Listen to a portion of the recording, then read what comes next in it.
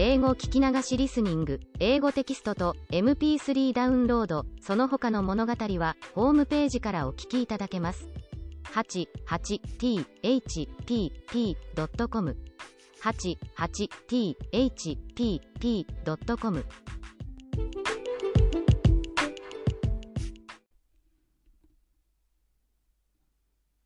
Hi, I'm your host, Hidemi Woods.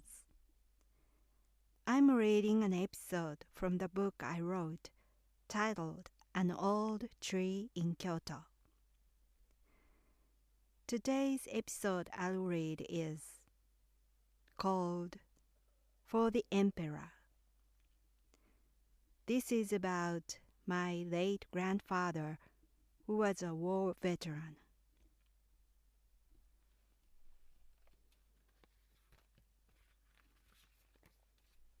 For the Emperor.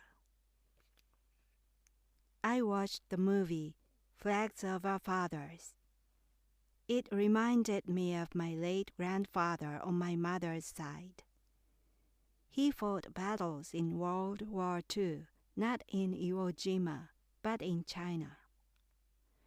He was taken to Russia as a POW and was kept captive in the freezing Siberia prisoners' camp.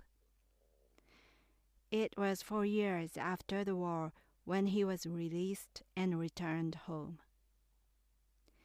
He had been away for 8 years in total.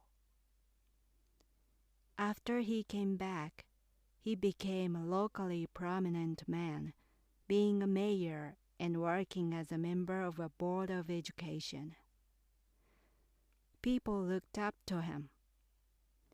I've been treated with favor on several occasions as his granddaughter. In his later years, though, he suffered from Alzheimer's, and he would shout, "There came Russian soldiers!" during the night or even at a restaurant. Writing about him recalled a peculiar incident. When I visited his house, I found that he had put up a big picture of the Japanese emperor in his room. I uttered, "You have bad taste," because I believed in democracy. He replied sadly, "Hidemi, you should not say such a thing."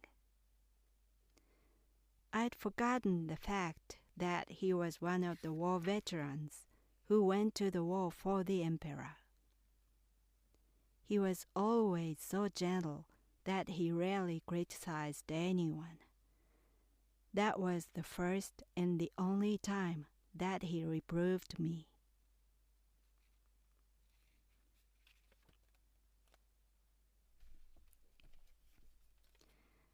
That was today's episode for the emperor. My grandfather was drafted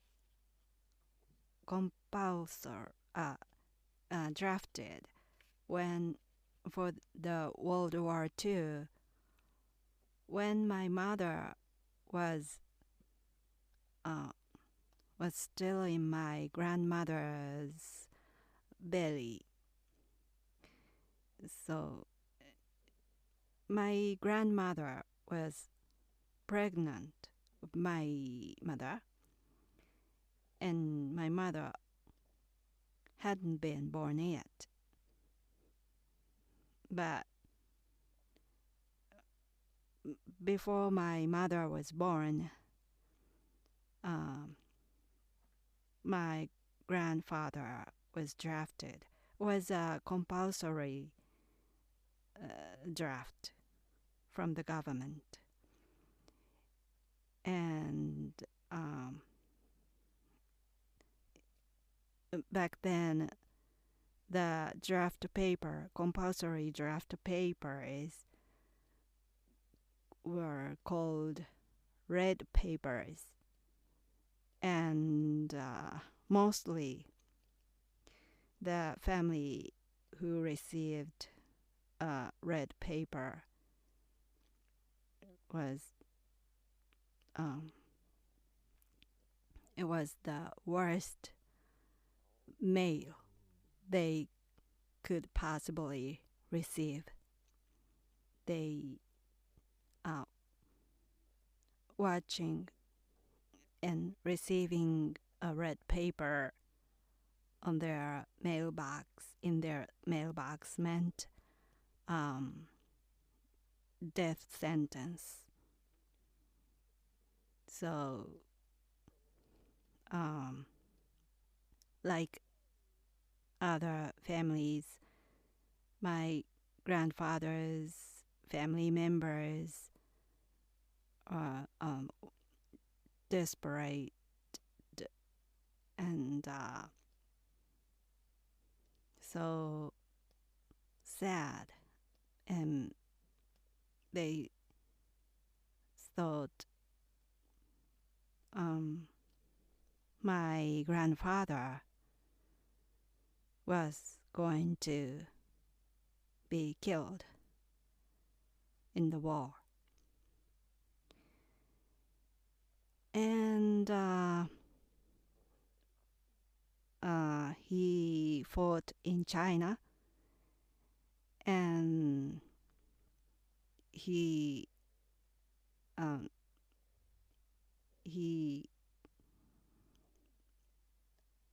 got taken away by Russian soldiers and became a POW. He was a prisoner in Siberia for a long time. And during the actual battle,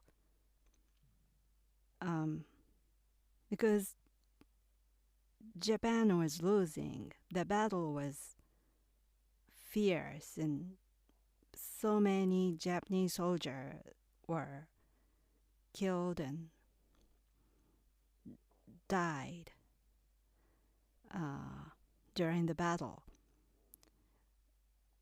beside my grandfather. But although he survived the battles, surviving in the POW camp was as hard as the battle itself, because according to my grandfather, surviving in POW camp in Siberia was so difficult. First of all, Siberia was extremely cold, and every morning my grandfather saw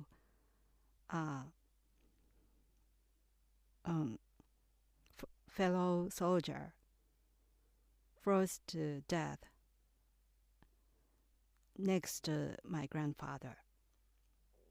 So surviving the night itself was so hard.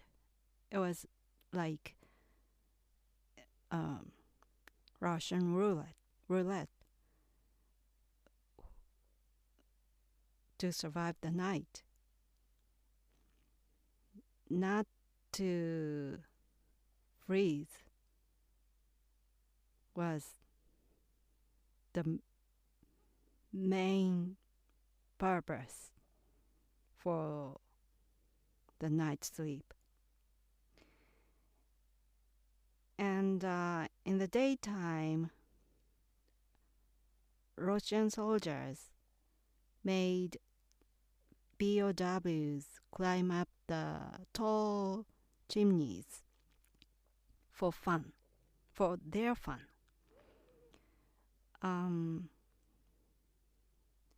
Japanese soldiers had to climb the tall chimney to the top because the Russian soldiers were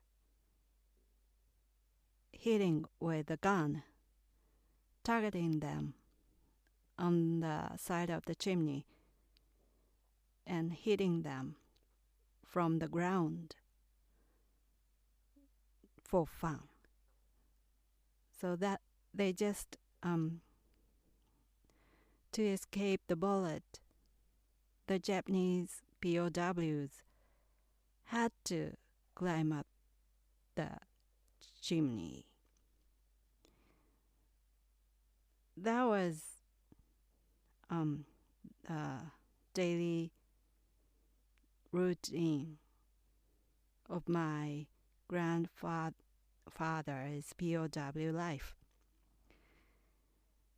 So he had to find some way to get some special treatment from the Russian soldiers, not to be killed by them. He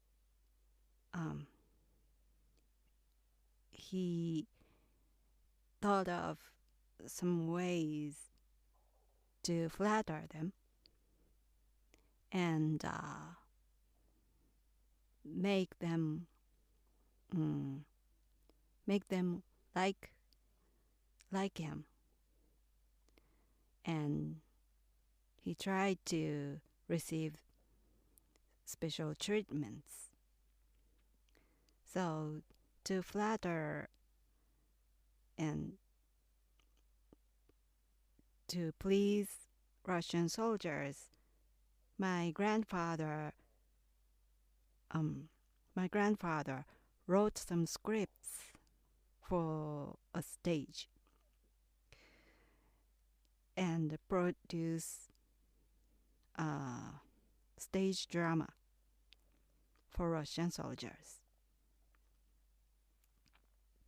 And it worked. Among POWs, Russian soldiers liked my grandfather because of the show he put up by himself. And so in the POW camp, he was a special, he had gradually become a special prisoner with a little bit special treatment from Russians. And so he looked for the ways of surviving, and he realized that, and he tried to make his POW camp life easier with that special treatments, and he survived. And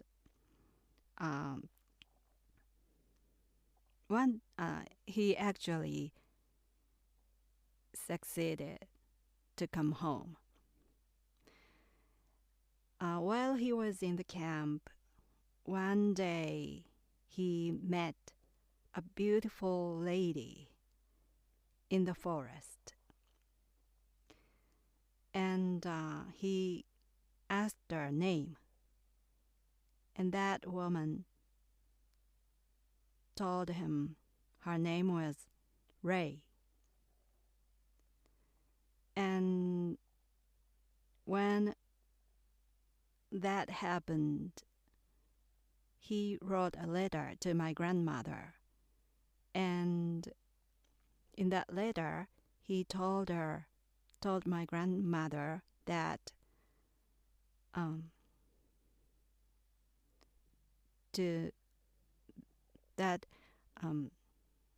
let's name the unborn child, Ray.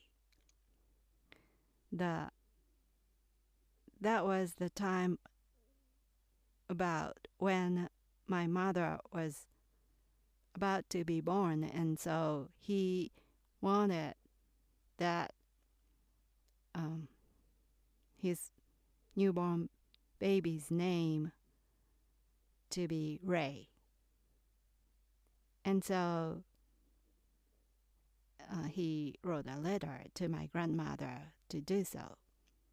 So my grandmother named the newborn girl Ray. That was my mother's name is Ray. And when my mother was 80 years old, my grandfather came home from Siberia. But because my mother had never met her father, that was the first time she saw him.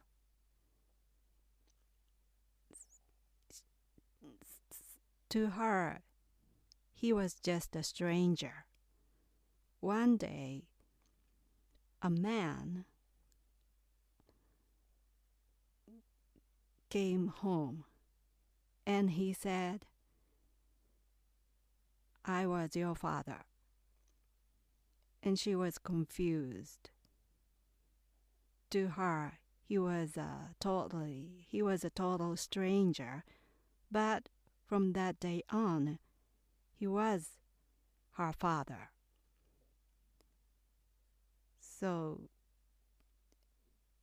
according to her, my mother was so scared of him because she didn't know him. But he told her he was her father. And so, after all, my mother spent 80 years without her father because of my grandfather's captivity in captivity in the Siberia camp.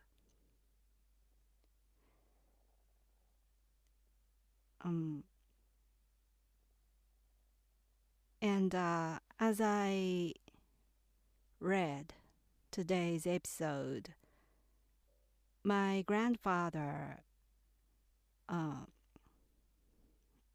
while he came home, he survived the war. He suffered from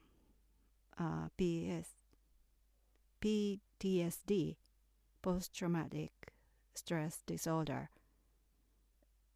when he got old. And he was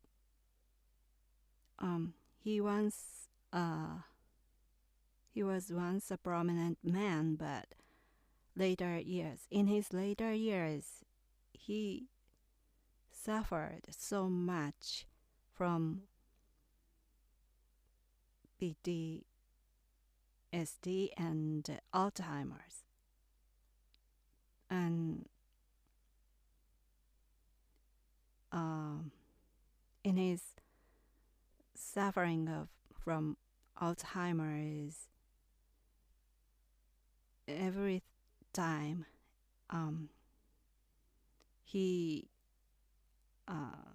when he became uncontrollable, it was because of Russian soldiers. For him, he could see Russian soldiers coming after him everywhere, every time. And in his later years, he had to escape from Russian soldiers every day. Everything that my grandfather suffered, or my mother's missing of her father, caused by the war, and in Japan, the war was caused by the emperor because Japanese soldiers went to the war for the emperor. They were specifically told that the war was fought for the emperor. So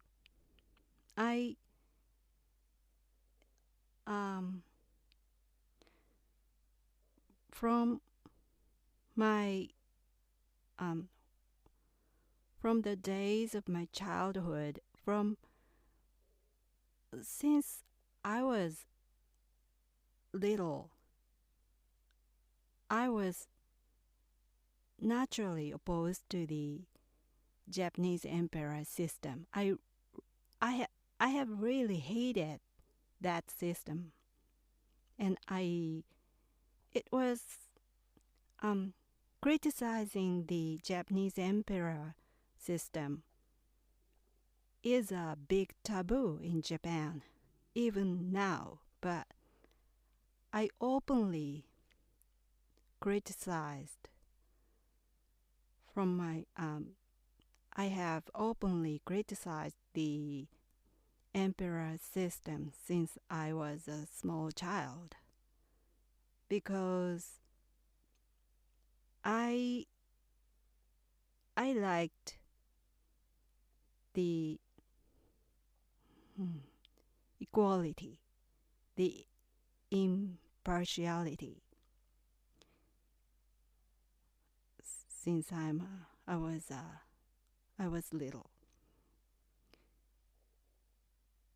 I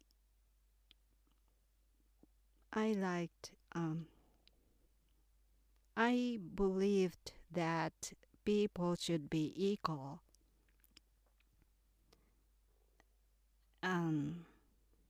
Was so natural to me, but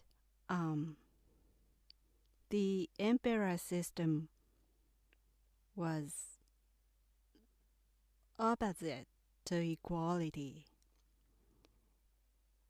The emperor is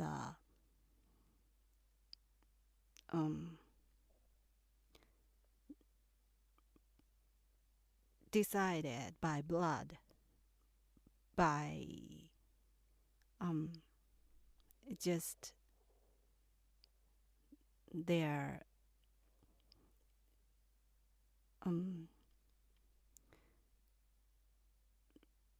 family where they were born in. So it's a blood discrimination.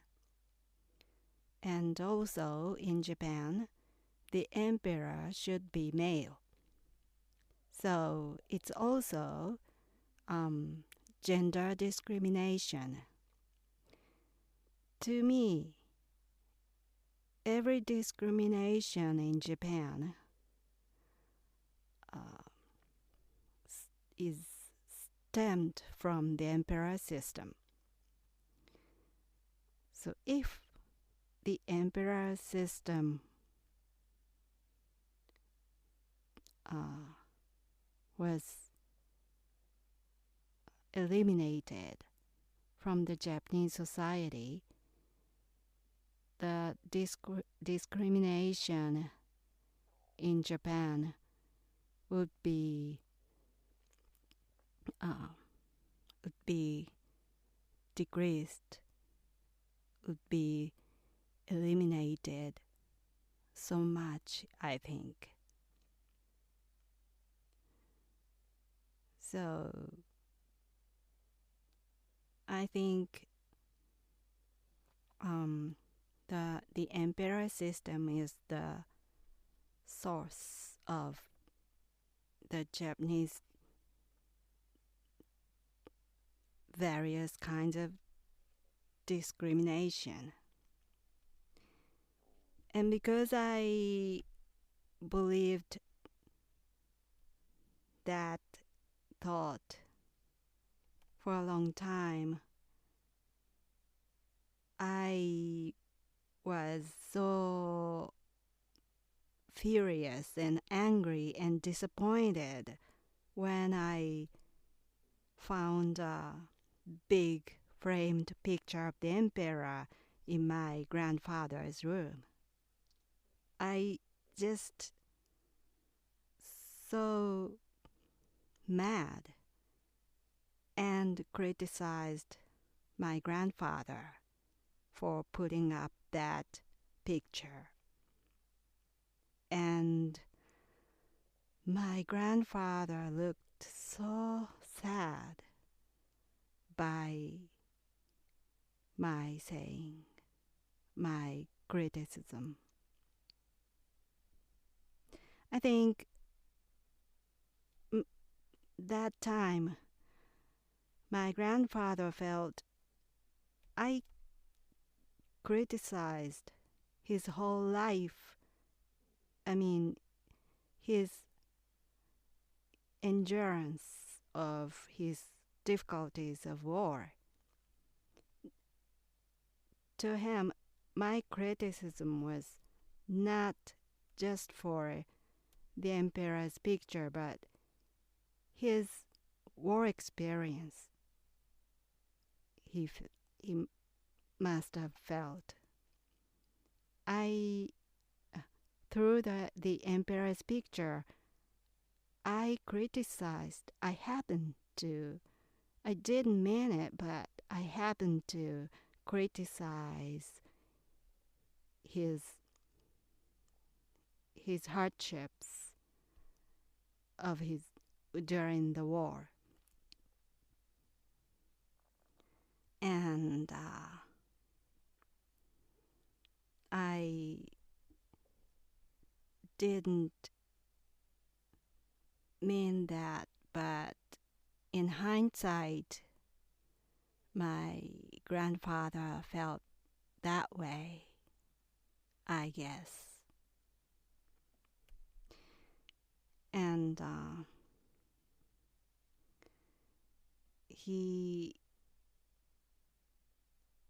to me, the Japanese emperor is a symbol of discrimination, but for war veterans like my grandfather, it was not just was a symbol. The emperor was not the symbol of discrimination, but a symbol of something more, something more important values for them. But going to war for the emperor made his life so miserable in later years. I think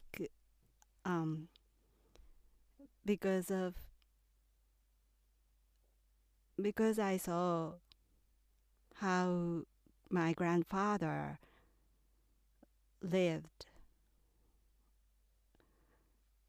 in his when he became old. I have come to hate the emperor much more than before, because that suffering didn't end during the war. Didn't end with the war, but for war veterans, it went on and on and on and until they actually died.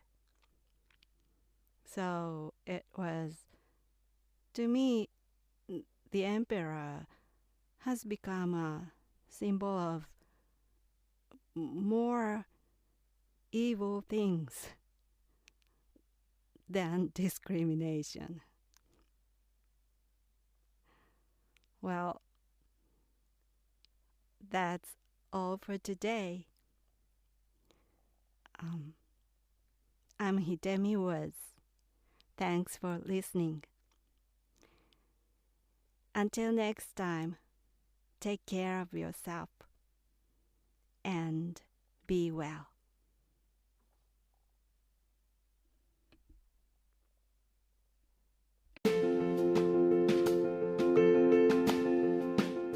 Audiobook, The Family in Kyoto, One Japanese Girl Got Freedom by Hidemi Woods on sale at online stores or apps. Apple Books, Google Play, Audible, 43 available distributors in total.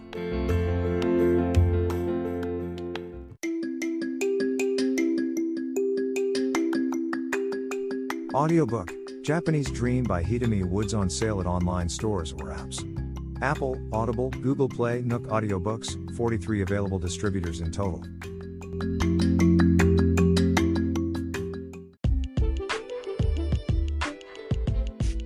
英語聞き流しリスニング、英語テキストと MP3 ダウンロード、その他の物語はホームページからお聞きいただけます。